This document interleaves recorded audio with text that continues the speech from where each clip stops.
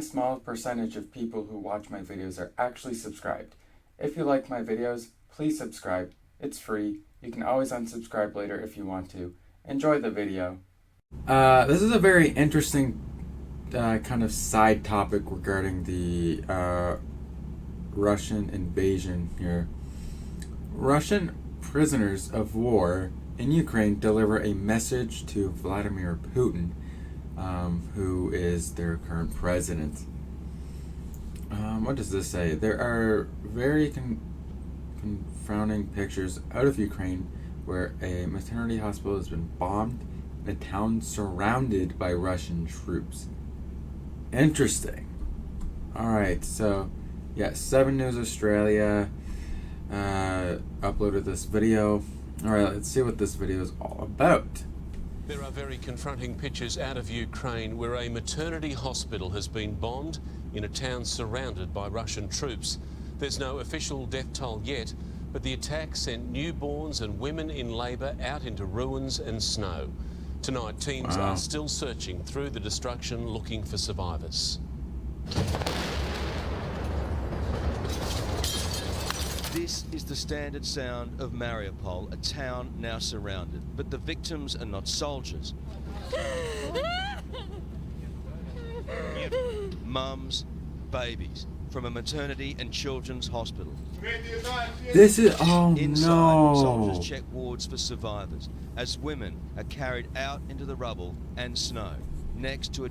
Yeah, Putin is like I said, he's like saying things like, oh no, we're not targeting civilians. We're just trying to do XYZ. But how can you say that you're not targeting civilians if you bomb a children's hospital? How can you possibly say that? Like, just disgusting. Giant crater in what should be a civilian safe haven. I cannot realize why it's necessary for Russian troops to destroy hospital. Tonight, children are feared buried in that rubble as victims are laid to rest in mass graves, a tragedy of war most thought were consigned to the past. In the major mass graves, yeah, I think that actually happened in like the world wars almost, where like millions of people were dying, man, it's crazy. trauma hospital in the capital Kyiv, the chief doctor tells us he and his staff were coping until this, taking to YouTube after operating on a 10-year-old victim. My daughter's 10 years old, he says. Someone has to stop this. My biggest fear is a missile flying into our hospital. And how do the Russians feel about unleashing that kind of hell? We were about to find out. The Ukraine government today organising a media conference with 7 Russian prisoners of war who dutifully delivered a message direct to their president, Vladimir Putin. Stop the air bombing, stop sending the troops, stop killing civilians, he said. For local media, emotions boiled over. How can you kill women and children, she asks. Such little children, he adds. It took minutes to find a reply. In this situation, our nation is fascist. Propaganda forced into it. They said they were happy volunteers. Chris Reason from Channel 7 Australia. They even took questions. Can I ask any of you as well, what will be the consequences of you speaking to the world's media like this? Мы не знаем. We don't know, he says. We don't know at all. I'd thought if I was going to meet a Russian on this assignment, they'd be armed and dangerous. The only fight here was to hold back the tears. The sight of Russian prisoners of war being paraded for the media is becoming a regular tactic for Ukrainian authorities. The target audience isn't the local audience or the world media, us, it's Russia. Fears too now for Chernobyl. Power to the plant has been cut off, while the UN has lost connection to a second nuclear facility. That, as the Pentagon confirms, it's cancelled all plans to send jets to assist. The transfer of MiG-29s to Ukraine may be mistaken as escalatory and could result in a significant Russian reaction that might increase the prospects of a military escalation with NATO. The Ukrainian president increasingly frustrated. He wants those planes and a no-fly zone now. Yesterday, the world did nothing. I'm sorry, but it's true. If you are united against the Nazism and this terror, you have to close. A leader at breaking point in a war that's hit a new low. And once again, Chris Reason is live for us in Kyiv. Chris, there are now fears Russia is planning to use biological weapons. Oof. Yeah, good evening to you, Mark. That's right. Russian officials have publicly announced that they claim that the Ukrainians are making chemical weapons themselves. Now, US intelligence and the White House hit straight back at that, saying the claim is false, preposterous, and more than likely a ruse, an excuse for Russia to go down that path themselves and potentially use biological or chemical weapons here in Ukraine. Yeah, we've seen in World War One where what was it? Where Germany or the Central Powers, they did some things that were especially at the time they were considered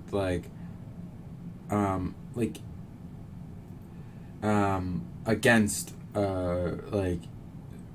how should I explain this? Like something that if you did that, it would almost be like against the rules almost of warfare. But then the Allies, after Germany did that, they did similar things. So, like Germany did, I believe they did some Zeppelin air raids, and it might have been the Allies that hit the Germans with some chlorine gas or something like that. Yeah, it's crazy. It really does escalate things for sure. Fear that after having bombed a maternity hospital, there is no new low. It's a maternity hospital, not a children's hospital, but still, still devastating. In the Ukrainian capital. Thank you. Returning to our top story now, day 14 of Russia's invasion of Ukraine, the British PM calling the latest attacks depraved. Jeff Parry joins us now live from Lviv. Jeff, we've seen some terrible pictures from the war in Ukraine, but the scenes of an attack on a children's and maternity hospital are simply shocking. Oh, children's and maternity hospital. Interesting. They are, and devastating at the same time. It's the third week, and what we're seeing now is, as you described a little bit earlier, a new low. The Russians say that they do not fire at civilian targets, but it's pretty hard to explain this away. A massive bomb dropped in the forecourt of a maternity and children's hospital. Yeah, as I was saying, like you can't possibly say that you're not targeting civilians whenever you put bombs in these sorts of places. Like it's just preposterous. You know, you can't possibly claim that you're not doing that whenever it's obvious that you are. In Mariupol, the damage there for everyone to see. The whole complex destroyed inside, just twisted medical equipment. Most of the people were probably in the basement at the time because they take shelter during the day. 17 people we understand to be the initial injury toll, including pregnant women about to go into labour, distressing scenes. And we see them covered in blood being stretchered out of the ruins there. But there is a belief that there are children and expectant mothers and staff trapped under the rubble there, and rescuers are desperately trying to save them. Of course, dude, like if we go back a few seconds, you know, trapped under the. You see this soldier here talking to this boy here, like as an adult. As a parent, like you want to protect your children, and but if there's a war happening, it's very difficult to do that, and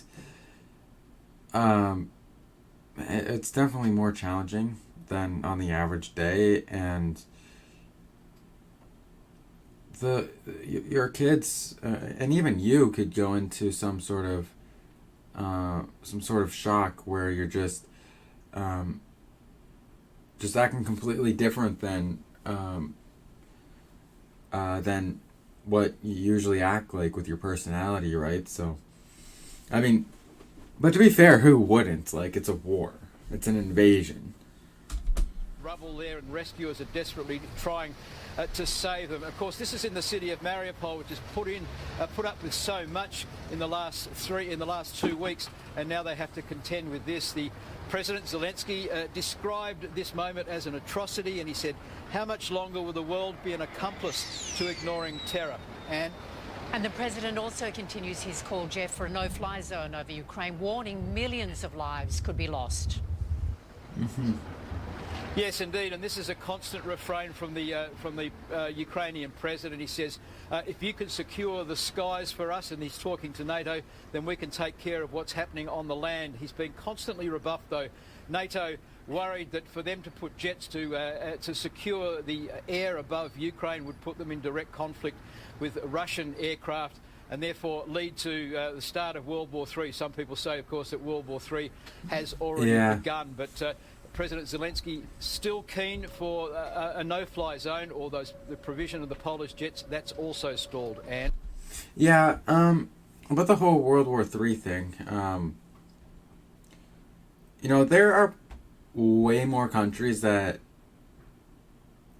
don't support the Russian invasion and who are like in unity with that than countries that do support it. You know, there's probably there's really only a handful of countries, like maybe 3 or 4 countries if you include Russia, or if you include the Russian government, that that actually support the war.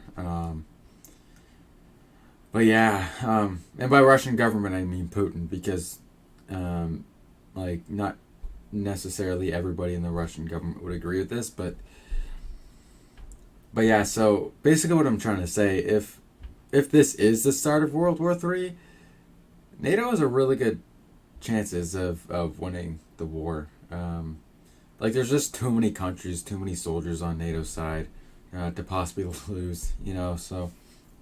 But of course you want to avoid that as much as possible to avoid wasting lives, if you will. Can you update us, Jeff, on the situation in Chernobyl, where electricity has been cut to some parts of the reactor? Yes, this is a growing concern. Of course, this is the nuclear power station where part of it blew up in 1986. It's still an operating nuclear power plant. They require electricity from outside the plant to keep the fuel rods stable. They do that by covering it with water.